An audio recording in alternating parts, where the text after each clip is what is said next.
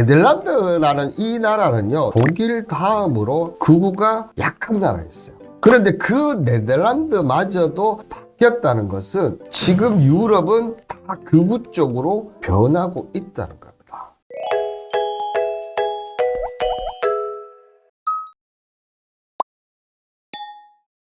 여러분들을 퍼스트 클래스로 만들어줄 방송 투자캠퍼스의 홍반장입니다. 자, 연말이 다가올수록 정말 올해가 이제는 끝나는구나, 정말 뭐가 한 게 있나 이렇게 생각하실 텐데, 아마 저희 투자캠퍼스 방송을 열심히 들으신 분들은 투자에 새로운 눈이 나타나지 않았나 그렇게 좀 생각이 듭니다. 자, 오늘의 투자캠퍼스 강의 내용은요, 제가 지난 방송에서 이 극우 세력 관련해서 한번 언급을 좀 드리면서 이 신냉전주의가 앞으로 팽배해질 것이다 이렇게 언급을 들었는데, 어떻게 보면 오늘 방송은 그 방송의 후속편이 아닌가 그렇게 좀 생각이 듭니다. 끝나지 않은 전쟁 속에 있는 지구촌, 이민자 문제와 극우 세력의 확장이 되고 있는데요. 자, 먼저 이 끝나지 않는 전쟁, 그죠? 이 끝나지 않는 전쟁 속에 있는 지구촌. 자, 아시다시피 러시아 우크라이나 전쟁이 시작한 지가 작년 2월 말인가 3월이었지 않습니까? 그런데 아직까지도 이어지고 있습니다. 최근 공격 형태는 보면 러시아와 우크라이나 드론 공격이 이제 증가를 하고 있는데요. 이 러시아가 우크라이나 드론 최소 35대를 방공 시스템으로 격추했다고 밝히면서 지금 전쟁은 어떻게 보면 서로 이제 지상전이나 이런 쪽보다는 드론이라든지 미사일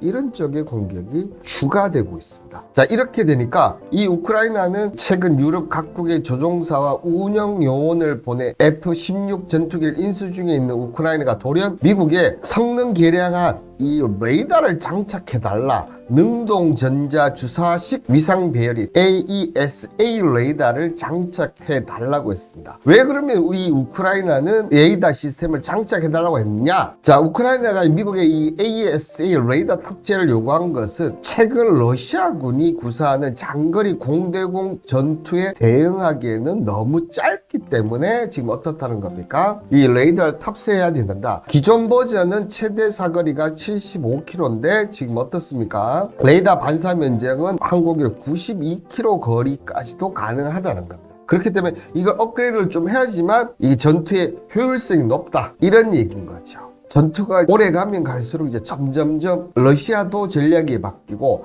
러시아가 전략이 바뀌니까 우크라이나도 전략이 바뀔 수밖에 없다는 거겠죠. 지금 이런님이 우크라이나 내부 갈등도 심각하던데 지금, 네, 우크라이나도 심각하고 아마 러시아도 심각할 건데, 그죠? 특히 우크라이나 같은 경우는 내년이 또 대선이 있다고 합니다. 대통령이 바뀌는지 안 바뀌는 이 부분도 어떻게 보면 상당히 중요한 부분이 아닌가. 대통령이 바뀐다면 이 전투 끝까지 하자 이런 부분인데, 만약에 대통령이 바뀐다면 어떻게 되는 부분입니까? 전쟁 그만하고 이제 러시아하고 협상하고 이제 전쟁 지긋지긋하다 이렇게 나오는 게 아닌가. 자, 결국 시간은 러시아 편이다. 시간이 러시아 편인지 어떤 편인지 한번 보도록 할게요. 자, 우크라이나 보안국이 발레리 자르루지 우크라이나 총사령관 집무실에서 도청 장치가 발견이 됐다. 특히나 이 도청 장치는 이전 했던 집무실에 발견이 됐다. 그러면 무슨 얘기냐면 벌써 정보가 다 새고 있다는 거죠. 이 정보가 새고 있으니까 전투가 그만큼 더 힘들다는 얘기죠. 미국과 북대서양 조약기구 나토가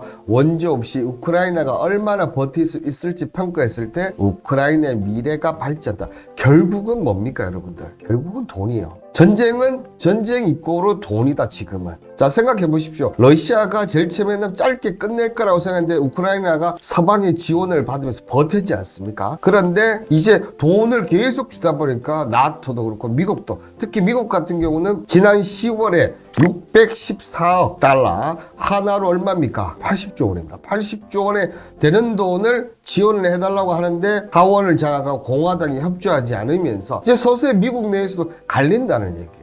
여기에 이 유럽연합 같은 경우는 지금 어떻습니까? 헝가리가 우크라이나 지원 예산안을 거부하면서, 자, 이 헝가리가 우크라이나에 대한 EU 원조 500유로를, 그러니까 하나로 치면 71조 원, 앞서 80조 원 넘고 이번에 유로가 더 70조 원, 그러니까 150조 원이 넘는 돈이 지금 이걸 투입돼야지만 내년에 우크라이나가 버틸 수가 있는데, 이 돈이 투입 못 된다면 우크라이나가 전쟁에 패할 가능성이 높다는 겁니다. 우크라이나 쪽이 지금 반발이 심하다. 자, 근데 러시아 쪽은 반발이 없어요. 그죠? 무소속으로 5선 대권을 도전하면서 추대 그룹서 만장일치. 러시아 같은 경우는 제가 알기로는 그렇습니다. 문화 쪽이라든지 예술 쪽, 또 이런 다른 쪽 해서 총 700명이 이렇게 이상이 추천을 하면 되는데 이게 만장일치로 추천이 되었다는 거죠. 그만큼 지금 내부적인 상황을 봐도 우크라이나보다는 러시아 쪽이 좀 더 낫지 않은가 그렇게 좀 생각이 들고, 자, 우크라이나에 가진 게 비옥한 땅밖에 없지 않나? 우크라이나 갚을 돈은 이제 재건으로 해서 그죠? 하지 않을까 저는 예상했는데 그 재건이 언제까지 일어날지는 모르겠지만 아마 그 재건 사람은 결국은 어떻게 되겠습니까? 돈을 많이 지원한 쪽이 결국은 재건 사업도 더 많이 할 가능성이 높지 않나? 그렇게 좀 보이십니다. 자, 이런 가운데 푸틴은 최근에 이 핀란드가 나토에 가입을 했지 않습니까? 이렇게 하니까 강하게 반발해서 핀란드와 문제가 있을 것이라 경우 이 얘기는 결국 뭡니까? 자, 만약에 우크라이나 전쟁을 이긴다면 다음 타겟은 너희들 핀란드가 될 것이다. 어떻게 보면 이렇게 밝힌 거나 진배가 없어요. 그러니까 이 전쟁이 끝난다 하더라도 계속적으로 이어질 가능성이 지금 높고, 이런 부분을 봤을 때는 우크라이나가 무조건적인 항복을 하지 않는다면 전쟁 끝나기도 쉽지 않아요, 솔직히. 자, 이것만 있습니까? 지금 아시다시피 이스라엘과 하마스 전쟁 같은 경우도 자, 이 전쟁도 어떻게 보면 쉽게 꺾이지 않고 있어요. 그죠? 자, 이 하마스가 이스라엘과 비교하면 게임이 안 되지 않습니까? 그렇기 때문에 금방 끝날 줄 알았지만 지금 어떻습니까? 계속 버티고 있죠. 여기에 아직까지는 안 했지만 지금 예멘 같은 경우는 지금 어떻습니까? 지금 서서히 이쪽으로 가고 있어요. 아직 여기에 이란도 있고 러시아도 있고. 근데 여기서 보면 미국은 우크라이나에도 지원을 하지만 이스라엘에도 지원을 해요. 근데 미국이 돈이 그렇게 많습니까? 많지 않다는 거죠. 그리고 이 부분이 특히나 오늘 1강의 마지막 장에 나오는 인물이 등장해버리면 이게 전부 다 없어질 수가 있다. 이러니 핀란드에 미리 눈치 까고 나토에 붙은 거지. 나토에 붙는다고 해도 만약에 이 우크라이나 전쟁이 제가 봤을 때 러시아의 승리가 끝난다면 자, 유럽 전체가 아무리 한다 해도 쉽지는 않지 않나 그렇게 좀 생각이 듭니다.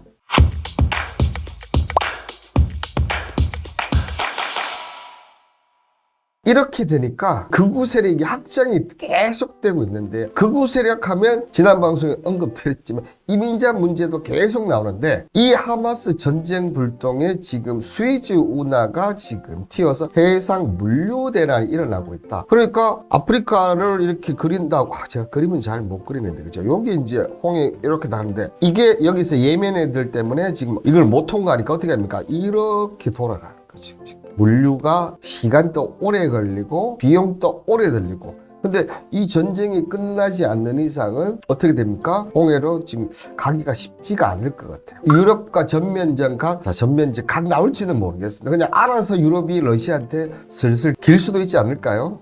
이러면서 이 우크라이나의 영토에 있는 인구가 점점 줄고 있다. 원래 2021년 기준 정부 추산에 4,100만 명인데 현재는 3,500만 정도. 자, 전쟁이 터지면서 약 620만 명 중 이 중 단 100만 명만 돌아왔다. 그런데 여기서 중요한 게 뭐냐면 EU의 임시 보호 지침으로 우크라이나인들은 2025년 3월 4일까지는 EU 내에서 생활하고 일할 수가 있어요. 그런데 이 3월 4일이 끝나면 이 사람들이 우크라이나 돌아가든지 아니면 다른 유럽 쪽으로 또 이렇게 나가야 되는 건데, 지금 이 부분이 유럽 쪽에서는 상당히 심각한 문제가 된다는 거예요.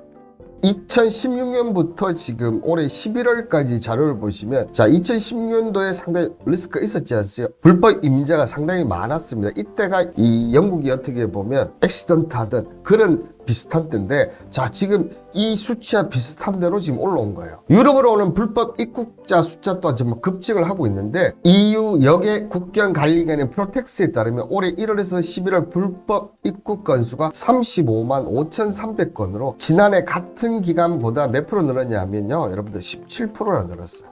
여기 이거 역시 2016년 이후에 가장 많은 숫자라는 거죠. 자, 난민 문제, 난민 관련해서 탈발언도 점점점 커지고 있는 거죠. 자, 지난달 22일 네덜란드 조기 총선에서 극우 성향 자유당의 하원 150석 중 37석을 차지하면서 원내 1당을 차지했습니다. 특히나 네덜란드라는 이 나라는요, 독일 다음으로 가장 유럽에서 어떻습니까? 극우가 약한 나라였어요. 정말 가장 약한 나라 중에 하나. 그런데 그 네덜란드마저도 바뀌었다는 것은 지금 유럽은 다 극우 쪽으로 변하고 있다는 겁니다. 근데 극우 세력들의 발언들을 보면 이민자 문제가 향후 엄청난 문제를 알면 전쟁의 내포를 한다, 이렇게 제가 설명을 드릴 수 있을 것 같은데요. 앞서 얘기했던 이 제1당을 차지한 헤이루트 빌드로스 네덜란드 자유당 총재 같은 경우는 자, 망명 쓰나미와 이민을 억제할 것이다, 이렇게 발언을 했고요. 그나마 조금 발언이 좀 어떻게 내려옵니다, 그죠? 그리고 올 4월 핀란드 총선에서 극우 핀란드 당인 2015년 의회 입상 8년 만에 원내 2당 자리에 올랐던 이 리카 프라핀란드 핀란드인당 대표 같은 경우는 어떻게 얘기했습니까? 길거리 갱단과 젊은 범죄자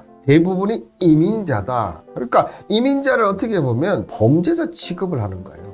특히 리카프라이 핀란드 인당 대표는 현 정부에서 부총리 겸 재무장관을 맡고 있거든요. 막강 실세입니다. 그죠? 자, 현 연정은 연간 1,050명의 난민 수혜를 어떻게 합니까? 500명으로 낮추겠다, 감축하겠다. 이민자 점점 안 받겠다. 자, 그리고 지난해 9월 스웨덴 총선에서 백인 우월주의와 반이민 가치를 내건 극우 스웨덴 민주당이 원내 제2당으로 올랐죠. 이때 이 임마 오케스 스웨덴 민주당 대표 같은 경우는 스웨덴어를 모르고 범죄만 저지르는 이들을 추방해야 한다, 이렇게 합니다. 얘기를 했고요. 자, 그리고 오르반 빅토로 헝가리 총리 같은 경우는 유럽인과 비유럽인이 섞인 국가는 국가가 아니다, 이렇게 얘기를 했습니다. 참 이게 참 대단하지 않습니까? 참 안타까운 현실인 것 같아요. 그죠? 정말 너무나 이 난민에게 적대적이지 않았나. 어떻게 보면 이 극우의 끝판왕은 역시 이 조르자 멜리니 이탈리아 총리, 지난해 9월 이탈리아 최초의 여성 총리이자 최초의 극우 정당 출신 조르디 멜로니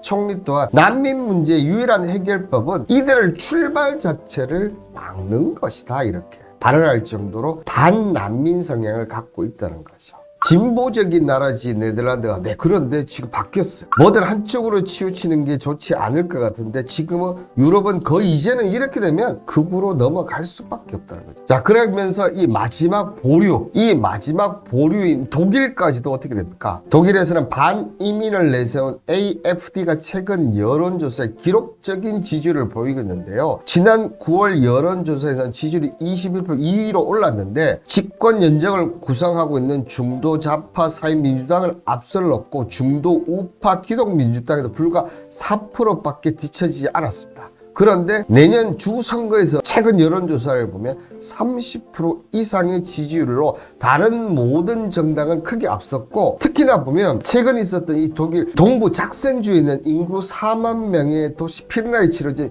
시장 결선 투표 예비 집계 결과 53세의 목수 팀 로르가 38.5% 득표를 차지하면서 나머지 2명의 후보를 누르고 시장에 당선됐어요. 근데 이 팀 로너가 무소속이지만 AFD 후보 자격으로 선거를 했는데 당선이 되었다는 겁니다. 자, 이렇게 되면 만약 독일까지 극우로 넘어간다면 어떻게 됩니까? 제가 지난 방송에서도 언급드렸었는데요. 자, 극우 세력들은 철저하게 국내 중심주의로 돌아섭니다. 이렇게 돌아선 나라가 예전에 어디였습니까? 영국과 브렉시트를 탈퇴를 했죠. 자, 이렇게 되면 EU가 무너질 가능성이 있지 않나. 자, 그런데 여기 끝판왕이 누굽니까? 자, 바로 트럼프입니다. 트럼프. 자, 도널드 트럼프 전 대통령이 또 이주민을 겨냥한 혐오성 발언을 했는데요. 트럼프 이민자가 미국 피 오염을 시킨다, 우리나라의 피를 오염을 시킨다면서 역시나 트럼프다운 발언을 했고, 김정은 좋은 사람이야, 이렇게도 발언을 했습니다. 자, 지금 바이든 후보를 앞지르고 있는 트럼프가 당선이 되면 자, 미국은 러시아와 친밀도를 높인다. 그러면 이 우크라이나 전쟁이 끝나버리고, 트럼프 같은 경우는 지금 이스라엘에 자금도 지원을 하지 않을 거예요. 자, 그렇게 되면 그때도 제가 얘기 드렸죠. 자, 지금은 신냉전주의입니다. 그죠? 이념과 실리가 확실하게 분리가 되어 있습니다. 근데 이 실리가 극우들이 들어오면서 어떻게 됩니까? 자국 우선주의로 바뀝니다.